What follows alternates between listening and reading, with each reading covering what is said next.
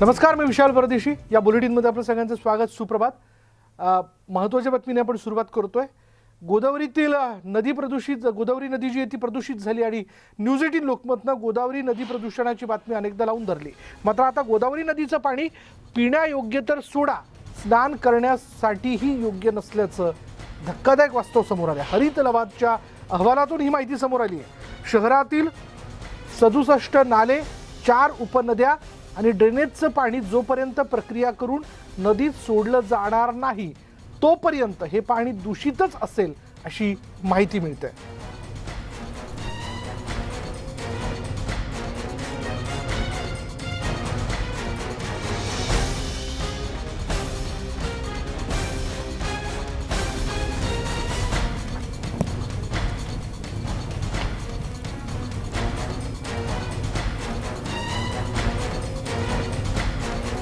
ज्या गोदावरीमध्ये स्नान केल्यानंतर लाखो पापांचा नाश होतो अशी एक श्रद्धा आहे, त्या गोदावरीचं पाणी आता स्नान करण्यालायक नसल्याचं समोर आलंय. पाप धुणाऱ्या गोदावरीत घाणीचं पाप वाहू लागलंय. हरित लवादच्या धक्कादायक रिपोर्टमुळे नाशिक महापालिकेला मोठा धक्का बसलाय.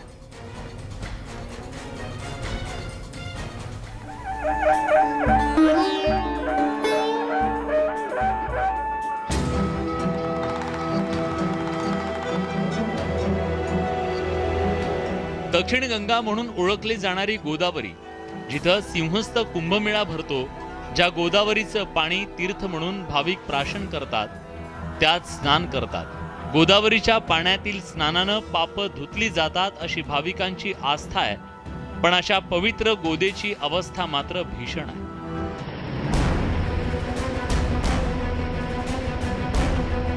गोदेच्या प्रदूषणाचं वास्तव आम्ही सातत्यानं महाराष्ट्राच्या समोर आणलं.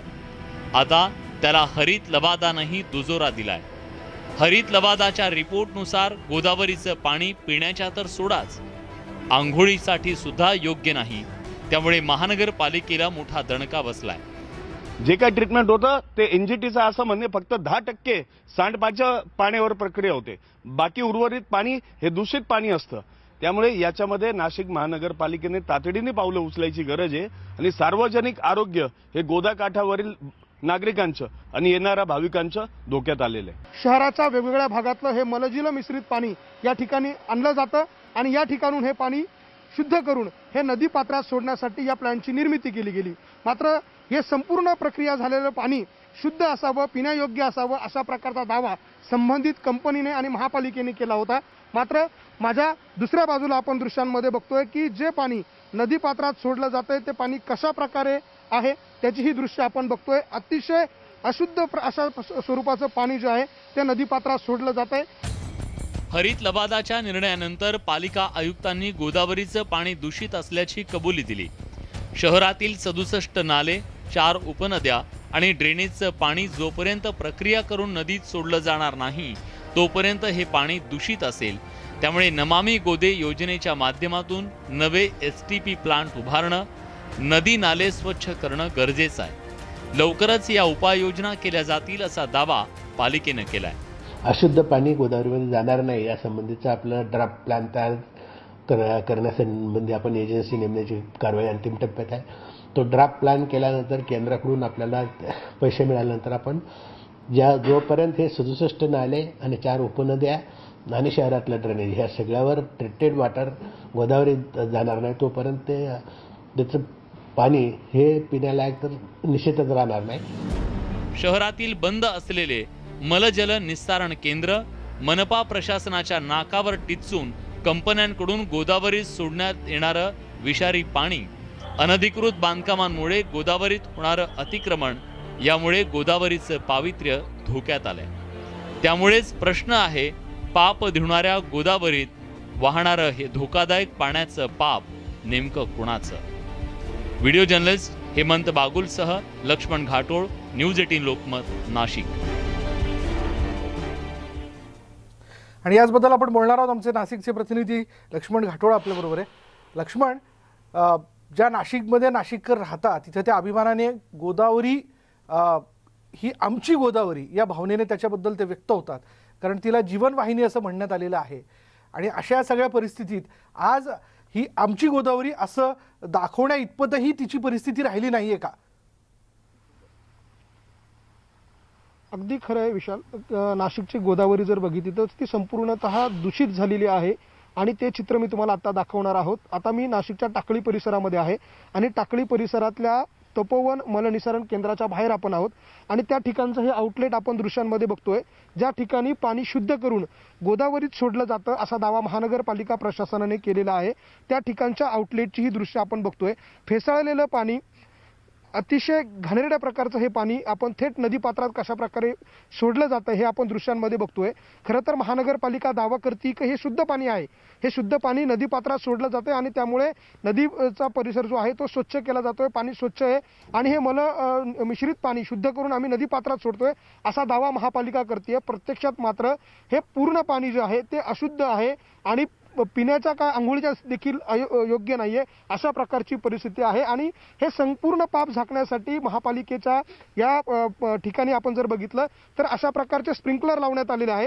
हे फेसाळलेलं पाणी हा फेस दिसू नये हे झाकण्यासाठी अशा प्रकारचे स्प्रिंकलर लावून हा फेस झाकण्याचा प्रकार या ठिकाणी केला जातोय आणि हे शुद्ध झालेलं पाणी असा दावा महापालिकेचा आहे. मात्र प्रत्यक्षामध्ये हे संपूर्ण अशुद्ध पाणी कुठलीही प्रक्रिया न करता थेट नदीपात्रात सोडलं जात आहे आणि त्यामुळे पुढचा संपूर्ण भाग जो आहे तो अशा प्रकारे दूषित झालेला आहे. आपल्यासोबत काही हे लढा देणारे लोक आहेत ज्यांनी वर्षानुवर्ष या गोदावरीच्या स्वच्छतेसाठी तिच्या संवर्धनासाठी लढा दिला. नेमकं हरित लवाद या संपूर्ण प्रक्रियेत काय म्हटलेलं आहे आपण हे दृश्यांमध्ये बघतोय. अतिशय वाईट परिस्थिती गोदावरीची. राष्ट्रीय हरित लवादाने स्पेसिफिकली या विषयावरती असं म्हटलेलं आहे की या अशुद्ध पाण्यामुळे खालचं जे पक्षी अभयारण्य आहे त्याचं सुद्धा रामसेर साईट जी डिक्लेअर केलेली आहे नंदूर मधमेश्वरची ती सुद्धा धोक्यात आल्याची शक्यता आहे. आता हा जो राष्ट्रीय हरित लवादाने निकाल दिला आहे तो सुप्रीम कोर्टची अवहेलना म्हणून आहे. आपल्या केसमध्ये माननीय उच्च न्यायालयाने तर वारंवार आदेशित करून झालेलंच आहे. हे जे एक्झिस्टिंग एसटीपीज आहेत ना, आपल्याला असं वाटतं की छोट्या छोट्या गटारी जास्ती प्रदूषित करतात नदीला, परंतु हे 200च्या वर MLD million litres per day हे जे पाणी आपण नदीपात्रात आपण बघतो आहे पर डे येत आहे हेच नदीचं सर्वात जास्ती प्रदूषण करतं आहे. हे 30 BOD लेवलचं पाणी आहे. हे माननीय उच्च न्यायालयाने आपल्या केसमध्ये unfit for human consumption and dangerous to health असं डिक्लेअर केलेलं आहे. म्हणजे हे मानवी वापरासाठी अयोग्य आहे आणि हा फार सिरियस इश्यू आहे. नेमकं याच्यामध्ये काय उपाययोजना करणं गरजेचं आहे? जर हे पाणी शुद्ध करायचं असेल तर काय करायला हवं? प्राथमिकता बदलायला पाहिजे शासन प्रशासनाने की आपण सगळ्यात जास्ती महत्त्व कशाला द्यायचं आहे. आपण स्वास्थ्याला महत्त्व द्यायचं का डेव्हलपमेंटला महत्त्व द्यायचं, म्हणजे रस्ते वगैरे बांधायला महत्त्व द्यायचं, हा खरा मुद्दा आहे. आणि याच्यामध्ये जर समजा माणसं व्यवस्थित राहिली, तब्येत व्यवस्थित राहिली, पर्यावरण व्यवस्थित राहिलं तरच ते घराच्या बाहेर पडू शकणार आहे, मग गाडी चालवणार आहे आणि मग रस्ता लागणार आहे. हा विचार त्यांनी करायला पाहिजे. आपल्यासोबत देवांग जाणी देखील आहेत. रामकुंड असेल, लक्ष्मण कुंड असेल, लाखो भाविक त्या ठिकाणी श्रद्धेने येतात. लोक पाणी तोंडात घेतात, आंघोळ करतात. त्या ठिकाणी देखील अशुद्ध पाणी आहे असंही त्या ठिकाणी म्हटलेलं आहे. त्यासाठी काय उपाययोजना करणं गरजेचं आहे? साधन सरळ गणित आहे का कॉन्क्रिटायझेशनसाठी आपण हायकोर्टात गेलो, कॉन्क्रीट काढायला सुरुवात झाली. 5 कुंडांच्या प्राथमिक टप्प्यावर कॉन्क्रीट निघालं. त्यापैकी 2 कुंडांमधनं 3.5 lakh kilo cement concrete smart city अंतर्गत निघालं. त्या दोन्ही कुंडांमधले जिवंत जलस्रोत हे पुनर्जीवित झालेले. ट्रायल बोरमध्ये सुद्धा जिवंत जलस्रोत लागलेले.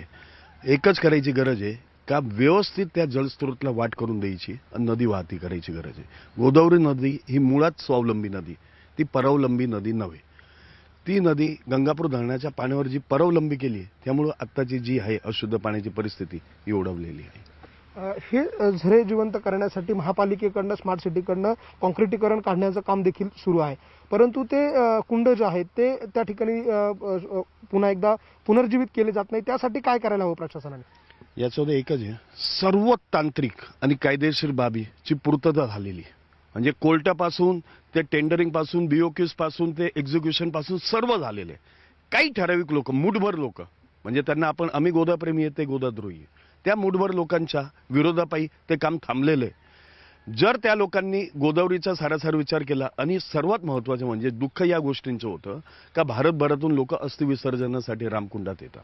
पूर्वी अस्थि टाकल्यानंतर विदिन 6 सेकंड ते मेल्ट होऊन जायचं असं गेझेटरमध्ये सुद्धा उल्लेख आहे. आज मृत व्यक्तींचे अस्थि सुद्धा आता मेल्ट होत नाही, ते वितळत नाही आणि त्याचा खच पडलेला असतो. नाशिक महानगरपालिका 1.5-2 महिन्यांनी गाडी आणते, ते अस्थी वगैरे गोळा करतात आणि मृत व्यक्तींच्या अस्थी सॉलिड वेस्ट मॅनेजमेंट प्लांट म्हणजे घनकचरा व्यवस्थापन डेपो विल्लोळीच्या इथे घेऊन जातात. अगदी खरं आहे. अतिशय हा खरं तर लोकांच्या श्रद्धेचा आणि भावनेशी खेळ असल्याचा हा संपूर्ण प्रकार आहे. कारण या संपूर्ण परिसरामध्ये मोठ्या प्रमाणात प्रदूषणयुक्त पाणी जे आहे ते नदीमध्ये सोडलं जातं. त्या ठिकाणी असलेले गोदावरीतले जे जलस्रोत आहे, जे पूर्वीपासून नैसर्गिकरित्या ही गोदावरी स्वच्छ करण्याचं काम करतात, ते जलस्रोत बंद करण्यात आलेले आहे आणि त्यामुळे गोदावरी जी आहे ती धोक्यात आलेली आहे. आणि सगळ्यात महत्त्वाची जबाबदार जर असेल कोणी तर हे फिल्ट्रेशन प्लांट आहे, जे अतिशय नादुरुस्त परिस्थितीमध्ये आहे. हे फिल्ट्रेशन प्लांट बदलण्याची गरज आहे, दुरुस्त करण्याची गरज आहे, अपग्रेड करण्याची गरज आहे.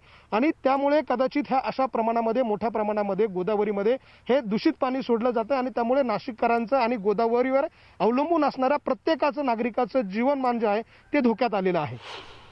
धन्यवाद लक्ष्मण या सगळ्या माहितीबद्दल. मुळात आपण आपली नैसर्गिक संपदा, त्यातले जलस्रोत ते प्रदूषित होऊ नये ते आपण कायम सामावून ठेवणं आवश्यक आहे. कारण आत्तापर्यंतचा इतिहास जर आपण बघितला, जिथून जिथून गंगा नदीचा प्रवाह गेलेला आहे तिथं वसाहती निर्माण झाल्या. का तर ती आपली जीवनवाहिनी आहे. तिच्याच आधाराने मानवाने शेती केली आणि मानव आपलं पोट भरू शकला आहे. पण तीच नदी, तीच गंगा जी आज गोदावरीच्या रूपाने नाशिकमधून वाहते आणि आपण ती प्रदूषित करणार असू तर हे यापेक्षा मोठं पाप कुठलंही असू शकत नाही. पुढे पाहूयात आता बातमी मुंबईतून. मिठी नदीचं पुनरुज्जीवन केलं जाणार आहे. पुनरुज्जीवनासोबतच नदीच्या सौंदर्यीकरणाचा प्रस्ताव जो आहे तो ठेवण्यात आला आहे. मिठी नदीला पर्यटनाचं केंद्रबिंदू करण्यासाठी महापालिकेनं हा महत्त्वाकांक्षी प्रकल्प हाती घेतला. या प्रकल्पासाठी पालिका सल्लागारांची नियुक्ती करणार आहे. जवळपास 36 कोटी रुपये मोजून सल्लागार नेमले जातील. त्यामुळे पालिकेचं हे कंत्राट वादाच्या भोवऱ्यात येण्याची शक्यता आहे. माहिती अधिकार कार्यकर्त्यांकडून यावर आक्षेप घेण्यात आला. कोट्यवधी खर्च करूनही मिठी नदी अद्यापही अस्वच्छ असल्याचा आरोप केला जातो.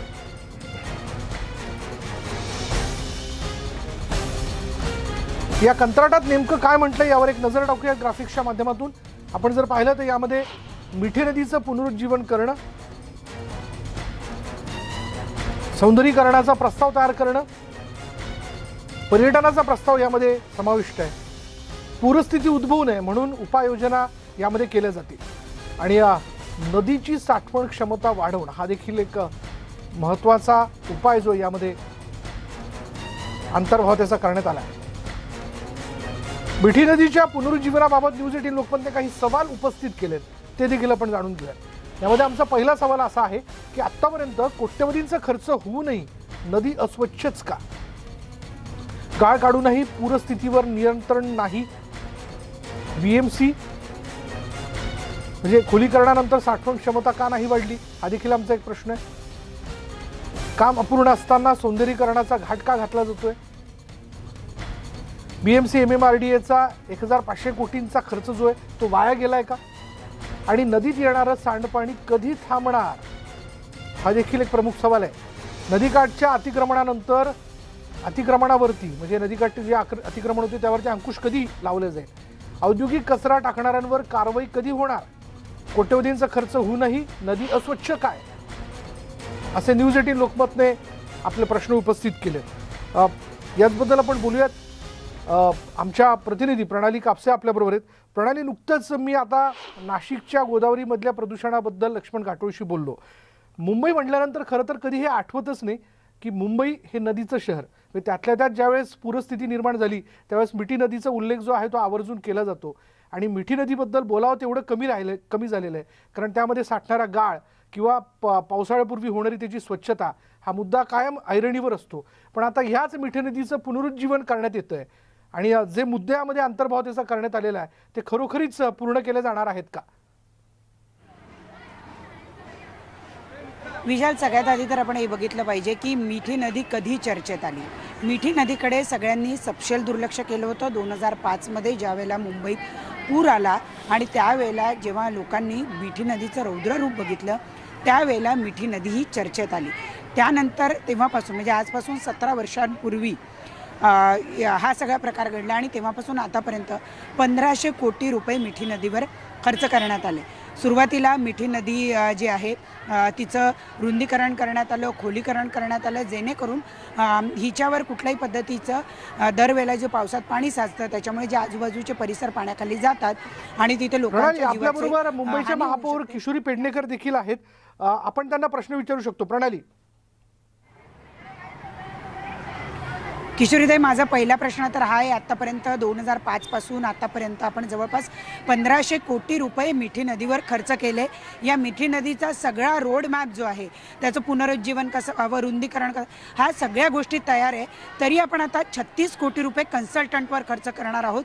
ते का? खरंच त्याची गरज आहे का? मुळामध्ये कन्सल्टंट लागतोच. जर आपण कन्सल्टंटच्या टेक्निकली कमिटी असते, तो एक कन्सल्टंट असं एक नसतो, अनेक बाजूनी बघणारे टेक्निशियन असतात आणि त्यांना धरून तो कन्सल्टंट असतो. त्यामुळे नुसतं कन्सल्टंट सांगतो असं नाही, तर तो सगळ्या बाजूनी परिपूर्ण करून तो प्रोजेक्ट आपल्याबरोबर शेवटपर्यंत राहून करत असतो. त्यामुळे कन्सल्टंट असणं जरुरी असतं. परंतु किशोरीताई, मला एक सांगा की 1500 कोटी रुपये म्हणजे या 1500 कोटी रुपयामध्ये आतापर्यंत देशामध्ये एखादा मोठा प्रकल्प, देशात कशाला, मुंबईत महाराष्ट्रात एखादा मोठा प्रकल्प उभा राहिला असता, परंतु 1500 कोटी रुपये खर्च करूनही मिठी नदी आजपर्यंत अजूनही गटारगंगाच आहे. त्याच्यामध्ये कुठल्याही पद्धतीचा बदल झालेला नाही आहे. आपण जर म्हटलं रुंदीकरण केलं, खोलीकरण केलं, तर अजूनही मिठी नदी जेव्हा जेव्हा धोक्याची पातळी गाठते तेव्हा त्याच्या आजूबाजूच्या लोकांचं जीवनमान हे धोक्यामध्ये येतं.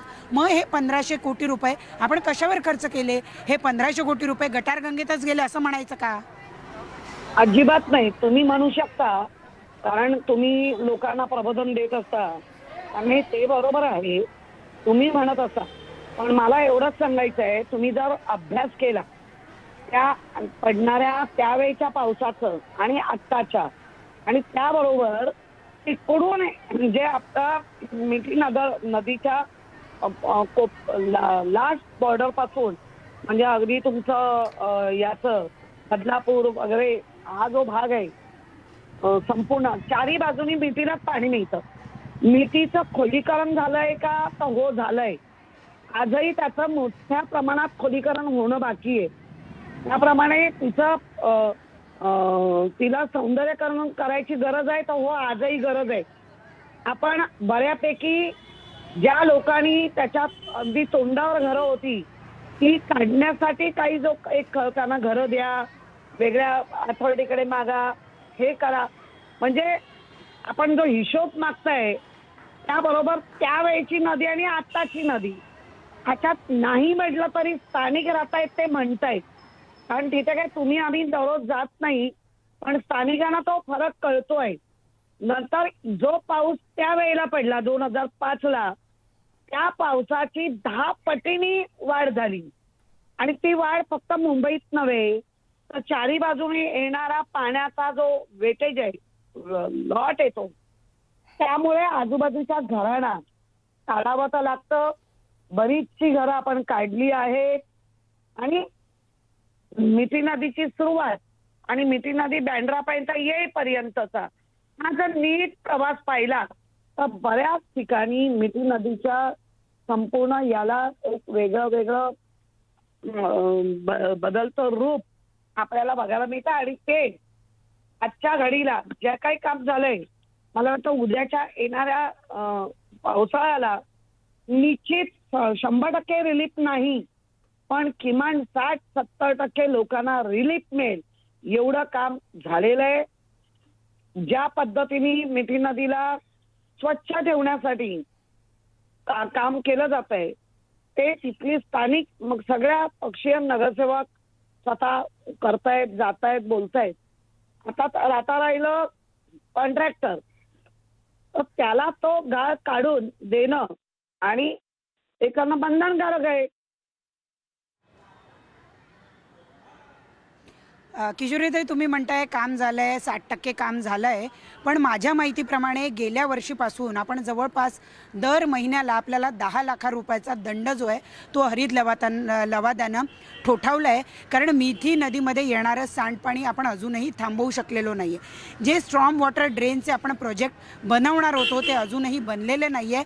मग दर महिन्याला 10 लाख रुपयाचा तो फटका आणि त्याच्यामध्ये अजून मिठी नदीमध्ये अजूनही न झालेला बदल, येणारं सांडपाणी, हे आपण कसं काय बदलणार आहोत हे चित्र, हे पण तुम्ही आम्हाला सांगा आणि याला किती कालावधी लागणार आहे तेही सांगा.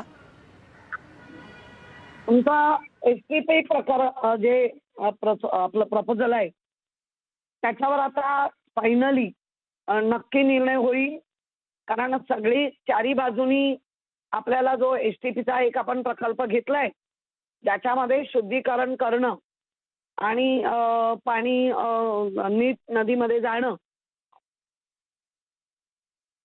त्याप्रमाणे आपलं काम चालू आहे. आणि कोट्यावधी खर्च करून आपण म्हणताय की नदी स्वच्छ, तर नदीमध्ये उगवणारी जी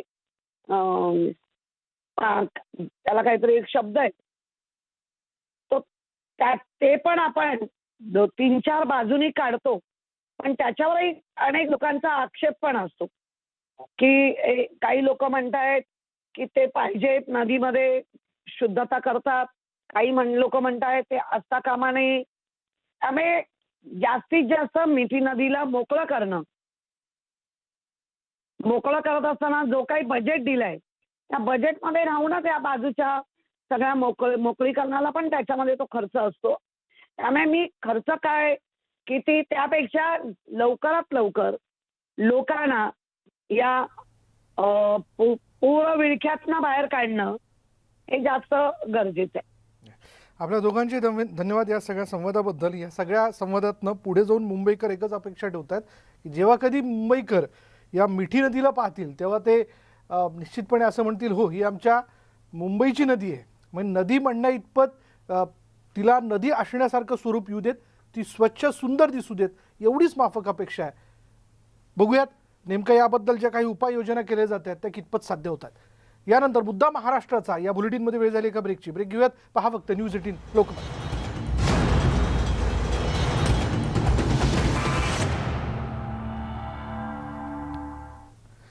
ब्रेकनंतर पाहूया पुणे जिल्हा परिषदेच्या 1351 गावांपैकी तब्बल 575 गावात स्त्री पुरुष गुणोत्तरमध्ये रेड झोनमध्ये ते आहेत. याचा अर्थ स्पष्ट आहे की जवळपास निम्म्या गावांमध्ये स्त्री पुरुष गुणोत्तर हे आंतरराष्ट्रीय मानकापेक्षा कमी आहे.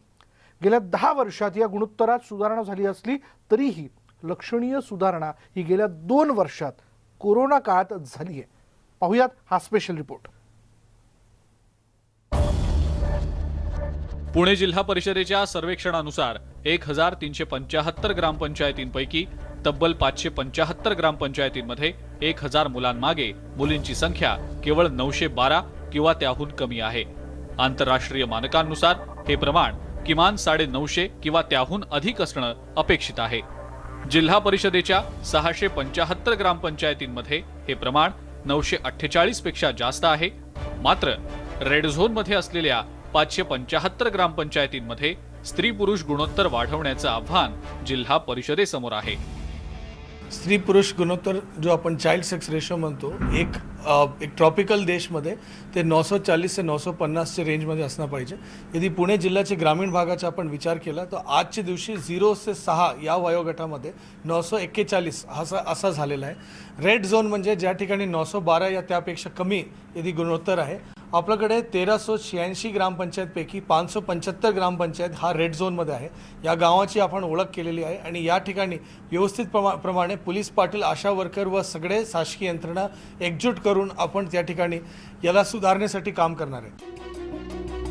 0 ते 6 वर्ष वयोगटातल्या मुलांच्या नोंदीनुसार 948 पेक्षा जास्त स्त्री पुरुष गुणोत्तर असलेल्या ग्रामपंचायतींची संख्या 686 इतकी आहे. तर 912 ते 948 इतकं स्त्री पुरुष गुणोत्तर असलेल्या ग्रामपंचायतींची संख्या 111 इतकी आहे. 912 पेक्षा कमी स्त्री पुरुष गुणोत्तर असलेल्या ग्रामपंचायतींची संख्या 575 इतकी आहे. 0 ते 2 वर्ष वयाच्या नोंदीनुसार गेल्या 2 वर्षात स्त्री पुरुष गुणोत्तरात झालेली वाढ ही 923 पासून 963 पर्यंत नोंदवली गेलेली आहे.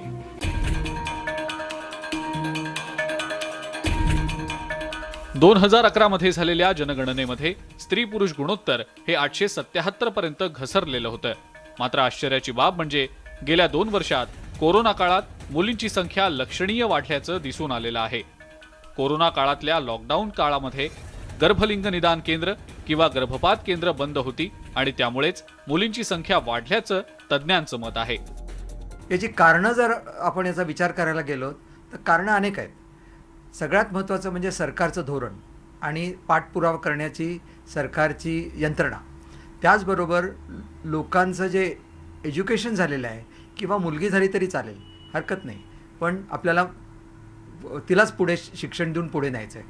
आणि एक महत्त्वाची गोष्ट जी आता गेल्या करोनामुळे झाली आहे ती म्हणजे लॉकडाऊन.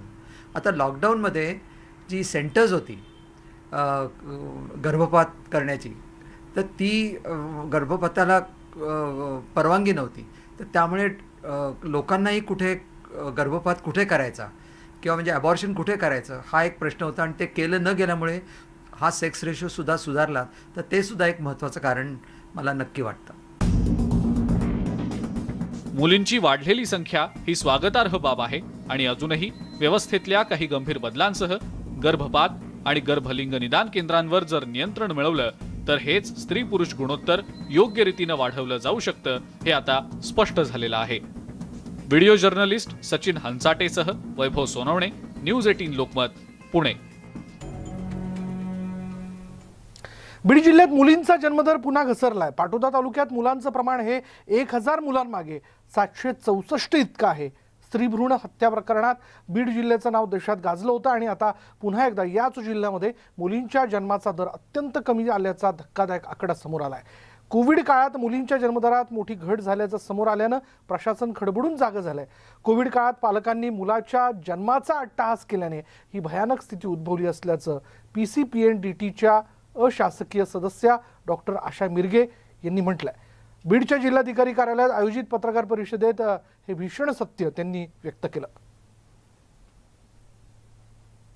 कमी जन्मदर जो आहे तो पाटोदा तालुक्याचा आहे, फक्त 764, आणि सोबतच केज, शिरूर या तालुक्यांचा सुद्धा खूप कमी आहे.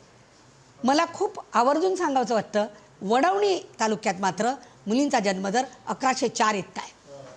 आणि याची कारणं जेव्हा शोधतो, कोविडच्या काळामध्ये जेव्हा लोक बिमार पडायला लागले, इनसिक्युअर व्हायला लागले, मुलाच्या जन्माचा अट्टहास हा समाजाच्या प्रत्येक स्तरातून वाढत गेला, हे त्याला कारण आहे.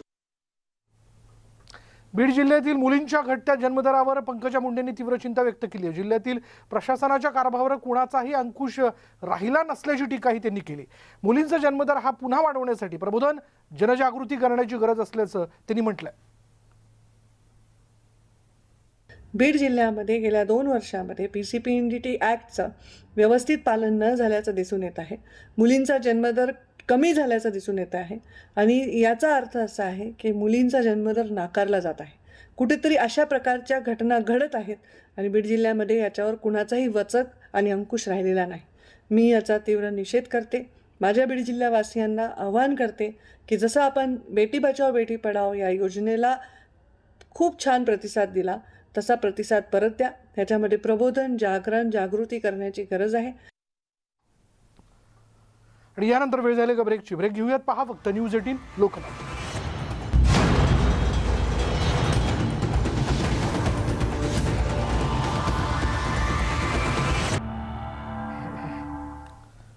ब्रेकनंतर पाहूया, तरुणाईला आपल्या तालावर थिरकायला लावणारे ज्येष्ठ गायक संगीतकार बप्पी लहरी यांचं निधन झालंय. त्यांच्या पार्थिवावर आज अंत्यसंस्कार केले जातील. विलेपार्ले इथल्या स्मशानभूमीत त्यांच्या पार्थिवावर अंत्यसंस्कार करण्यात येणार आहेत. जुहूतील क्रिटिकेअर रुग्णालयात उपचारादरम्यान बप्पी लहरी यांचं निधन झालं. ते 69 वर्षांचे होते आणि त्यांच्या जाण्याने संगीत क्षेत्रावर शोककळा पसरली आहे. 1982 मध्ये आलेल्या मिथुन चक्रवर्ती यांच्या डिस्को डान्सर या चित्रपटामुळे बप्पी लहरी प्रकाशझोतात आले आणि त्यानंतर त्यांनी अनेक चित्रपटांमध्ये गायक आणि संगीतकार म्हणून काम केलं.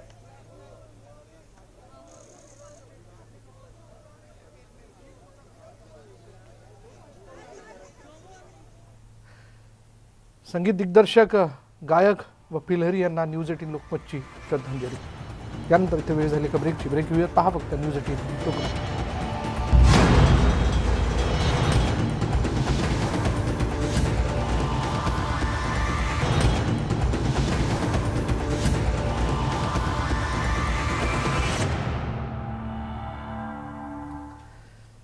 ब्रेकनंतर बघूयात. यशस्वी होण्यासाठी वयाची अट नसते. प्रचंड मेहनत आणि दृढ निश्चय असेल तर सर्व काही शक्य आहे. न्यूज 18ने यंग जिनियसमध्ये आम्ही अनेक मुलांना भेटलो.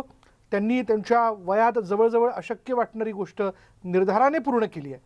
तर चला भेटूयात चंचला कुमारी आणि अद्वैत कोलारकर या दोघांना या शनिवारी संध्याकाळी 7:30 वाजता बायजूस यंग जिनियसमध्ये.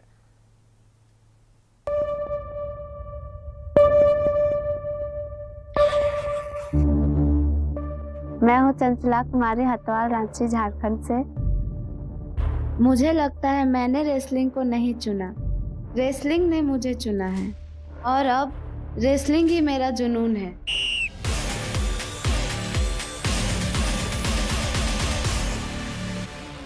हमारा स्थिति ठीक नहीं था, इसलिए मैंने चंचला को अकादमी डाले ताकि वो अच्छा से पढ़ सके, अच्छा से खेल कर पाएगी। मैं 5 साल से रेसलिंग कर रही हूँ और अभी तक मैंने स्टेट लेवल पे गोल्ड और नेशनल में 2 गोल्ड, 1 सिल्वर, 2 ब्रॉन्ज मेडल जीते और इंटरनेशनल में क्वालिफाइड हुई।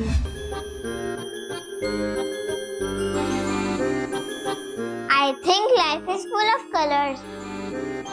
I fill mine with my favorite one. My name is Advait Kolarkar and I am an abstract artist. Abstract art is something where you can paint with anything. अद्वैत को लगता है कि abstract art कोई भी कर सकता है, लेकिन उसको ये नहीं पता है कि वो जिस तरीके से वो टेक्सचर्स, कलर्स, डिफरेंट कंपोजिशन बनाता है, उसके जैसा कंपोजिशन कोई और बच्चा इस उम्र में बना सकता है। There is no right and wrong in abstract art.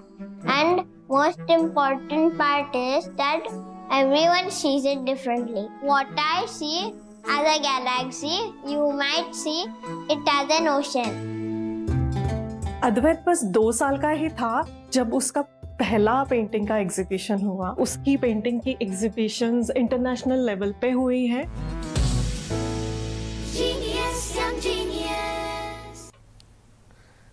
यानंतर या बुलेटिनमध्ये इथेच थांबणार आहोत. पहा फक्त न्यूज 18 लोकमत.